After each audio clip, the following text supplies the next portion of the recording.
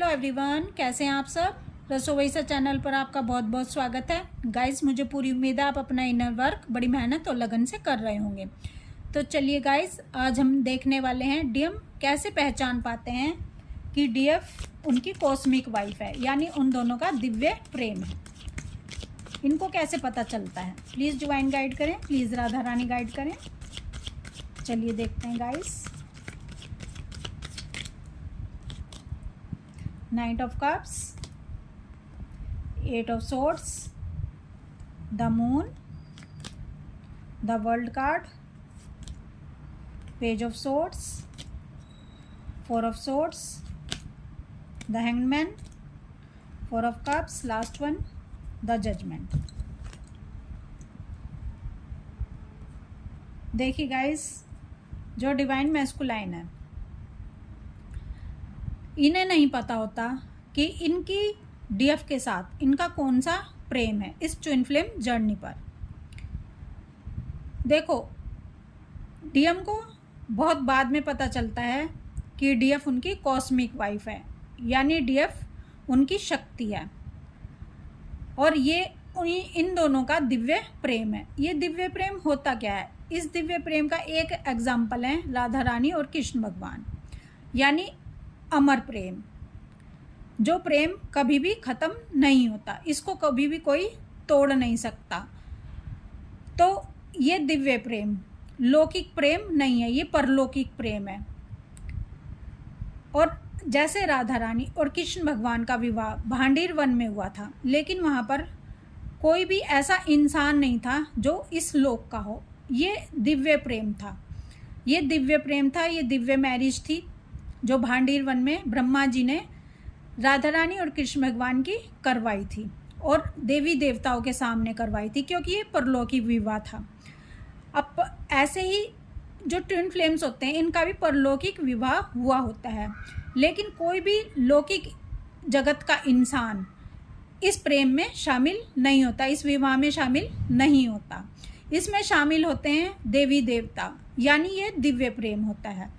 अब आपने ये तो समझ लिया कि ये दिव्य प्रेम है, लेकिन अगर आप किसी लौकिक इंसान को इस प्रेम के बारे में बताओगे तो उनको कुछ भी समझ नहीं आएगा, जब तक वो स्पिरिचुअल जर्नी पर नहीं चलते, जब तक वो ईश्वर के रास्ते पर नहीं चलते, उनको बिल्कुल भी समझ आने वाला नहीं है। उनको क्या लगता है कि अगर किसी इंसान को, देखो, अगर दो इंसानों के बीच में इस जगत में शादी होती है तो उनको ऐसा लगता है कि दोनों ने एक दूसरे को प्राप्त कर लिया, यानी किसी का शरीर प्राप्त हो जाना ही वो प्रेम समझते हैं। वो समझते हैं कि हमने इसको पा लिया, जबकि ऐसा सत्य नहीं होता। पाना होता क्या है? फिजिकली एक दूसरे के साथ रहना पाना नहीं होता। जब तक किसी की रूह से, किसी की आत्मा से उसको ना पाया जाए। देखो, तन, मन और प्राण, तन से पा लिया, नहीं पाया अभी। मन से पा लिया, यानी इमोशन फीलिंग हमारी किसी से कनेक्ट हो गई, नहीं पाया अभी। प्राण, इट मीन्स आत्मा, रूह। जब हम किसी को रूह से पा लेते हैं तब समझो हमने ईश्वर को प्राप्त कर लिया, क्योंकि रूह क्या है? रूह तो आत्मा है, और आत्मा क्या है? परमात्मा है। अगर हमने किसी को रूह से पा लिया, किसी को आत्मा से पा लिया, तो समझ लो उसी क्षण ईश्वर आपको मिल जाएंगे, परमात्मा आपको मिल जाएंगे। आपको परमात्मा की प्राप्ति होती है इस दिव्य प्रेम में। और जिस प्रेम में परमात्मा की प्राप्ति नहीं होती, समझ लो वो प्रेम ऊंचा नहीं है, वो प्रेम आपको नीचे की तरफ लेकर जाता है, और ये दिव्य प्रेम आपको ऊंचाई की तरफ लेकर जाता है। तो इसे कहते हैं दिव्य प्रेम। अब डीएम जो है, डीएम लॉजिक माइंड के हैं, ठीक है। अब ये बंदा बिल्कुल ऐसा ही है जैसे एक साधारण इंसान। अब इसको आप कितना भी समझा लो, जो अनुभव, जो एक्सपीरियंस इनकी डीएफ करती है जब इन दोनों का मिलन होता है,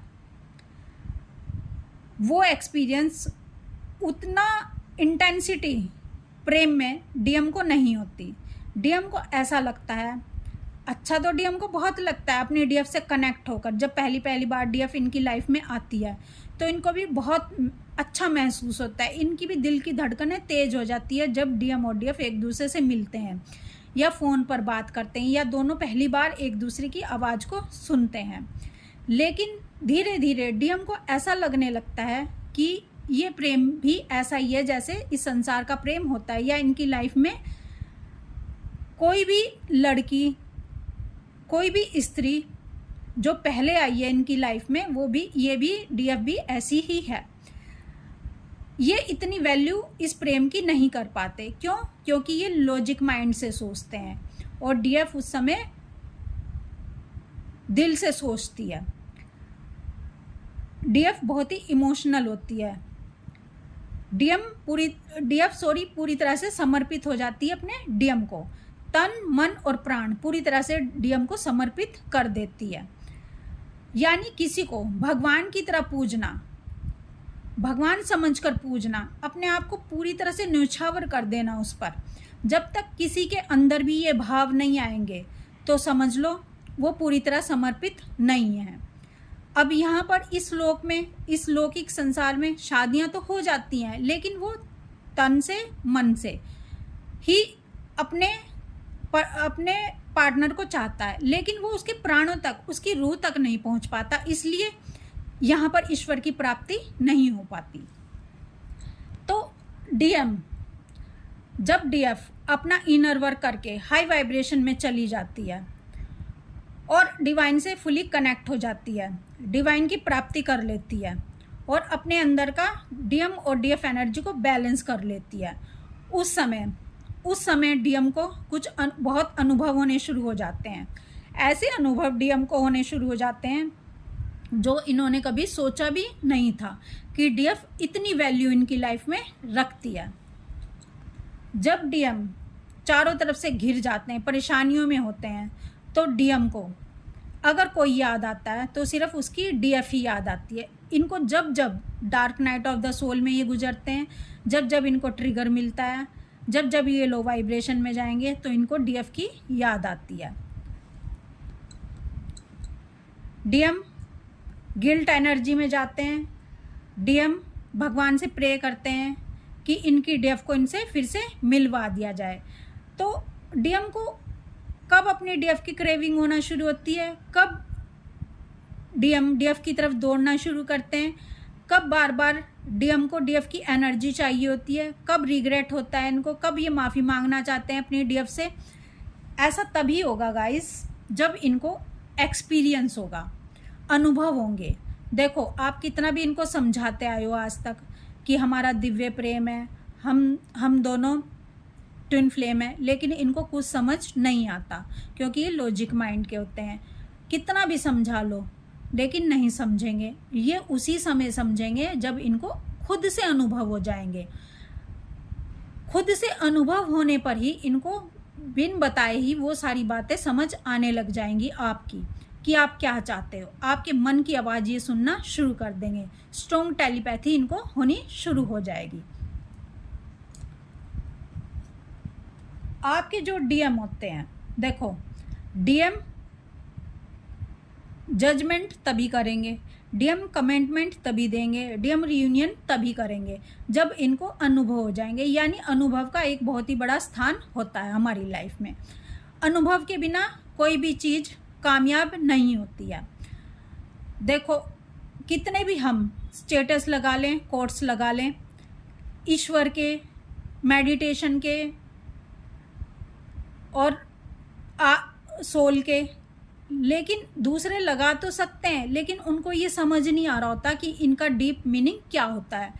लेकिन जो स्पिरिचुअल पर्सन होता है, जिसने मेडिटेशन किया होता है, ध्यान किया होता है, जो बुद्धत्व को प्राप्त हुआ है, वो इन सब के अर्थ जानता है डीप लेवल पर।